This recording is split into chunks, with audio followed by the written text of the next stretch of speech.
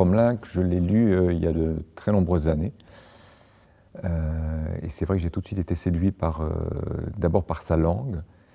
C'est vraiment un inventeur de langue. Je crois que c'est un des rares exemples en français d'une langue qui se rapproche de la langue de Shakespeare et des Élisabéthains. C'est-à-dire une langue à la fois très raffinée, avec une dimension poétique forte, mais aussi très concrète, très charnue, très charnelle, très sensuelle. Une langue pour moi qui appelle le corps. C'est une langue très travaillée, et à la fois, ce n'est pas une langue qu'on peut dire assis dans un fauteuil. Ce n'est pas du théâtre littéraire, c'est du théâtre de langue, mais pour moi, le vrai grand théâtre de langue, c'est aussi un théâtre de corps. Parce que la langue, ça se respire, la langue, ça se profère, et donc ça met en jeu le corps. D'autant que les thématiques que développe Cromlinck tournent toujours autour de la question du désir, de la violence, de choses au fond très archaïques comme ça. Il y a une dimension de pulsion qui est très forte. Et c'est la rencontre entre ces pulsions et cette langue très travaillée qui en fait, à mon avis, tout le prix.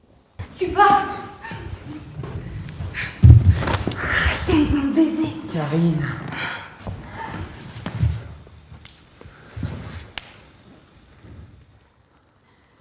Jamais. Je ne t'ai jamais embrassé. Entre tant de baisers offerts et recueillis, que tu serais à chaque seconde plus couvert de baisers que les arbres de feuilles, et qu'en chaque seconde vaudrait 1000 printemps.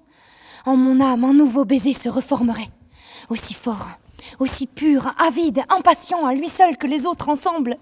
C'est toujours celui-ci que je n'ai pas donné. Karina. C'est une langue très exigeante, riche, et en même temps, elle est rapportée à des images qui sont très concrètes. Donc c'est jamais quelque chose, c'est très éthéré dans le langage, c'est très beau, mais ça se rapporte toujours à des images qui parlent beaucoup, je crois, aux gens. Ce qui est intéressant, tout simplement, c'est de confronter des gens d'aujourd'hui, avec leur corps et leur imaginaire d'aujourd'hui, avec cette langue qui a effectivement été écrite il y a plus de 80 ans. De ce choc-là naît quelque chose, évidemment. Pour chaque jour, pour chaque instant, pour la présence où mon cœur connaît ses contours, pour l'absence où il s'illimite, je te dis merci, cher miracle. Non pas 1000, mais un baiser. Le même, l'unique. Interrompu. Repris. Un seul et long baiser à la mesure de mon amour. Tu es heureuse? Je suis au-dessus du bonheur. C'est une utopie pour moi. Moi, je pense que j'aimerais tendre vers ça.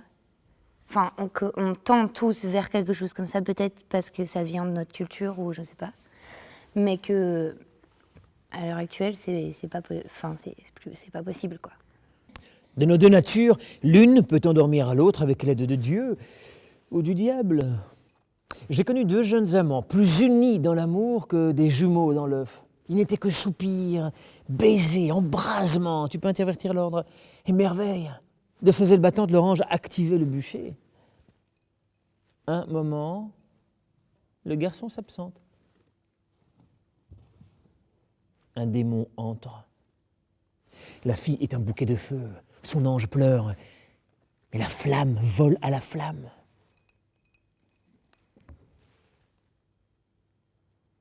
Dans l'autre conte, c'est le diable qui tisonnait le brasier. Tant et si bien qu'une fois seule, la belle eut la nostalgie de son âme. Vint un ange.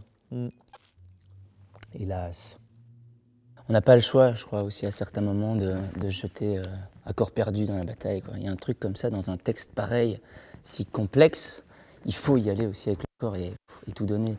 Et c'est vrai qu'à la fin d'une représentation, je crois qu'on est tous les deux un peu vannés dans le sens où c'est épuisant. Ce qui m'a inspiré, c'est la dimension de conte qui est très présente dans ce texte. Il y a un château, il y a un propriétaire du château qui est un personnage avec une dimension un peu démoniaque, on pourrait dire que c'est une espèce d'ogre. Il y a deux jeunes amoureux en apparence très purs. Donc il y a des choses comme ça qui ressemblent à des archétypes. Et donc on a voulu prendre en charge cette dimension un peu de conte de fées. Tout se passe dans le château, et donc ce château, on a fait une espèce de grand meuble, on va dire, qui bouge tout seul, un peu de façon magique. Il y a l'escalier qui est un élément très important qu'on retrouve dans différentes pièces de Cromlingue. Ça se passe souvent sur 2 niveaux, un peu sur le modèle des Élisabéthains aussi, où il y avait toujours le balcon, le fameux balcon de Roméo et Juliette, par exemple. Et donc on a travaillé sur des variations autour de cet escalier. Voilà, au départ, c'est un simple escalier, et puis il va se démultiplier. Et le décor qui au départ est très concret, je dirais, très matériel, va devenir de plus en plus abstrait au fur et à mesure que la pièce avance et qu'on va vers quelque chose de plus symbolique, je dirais. Bon conte et bonne leçon. Je ferai de moi-même 2 parts, l'une qui souffrira et l'autre qui regardera souffrir. Lorsque j'étais enfant, j'ai su me guérir d'une rage de dans rien qu'en contrariant par ma respiration le rythme des élancements. En ce moment, il a très mal. Frédéric,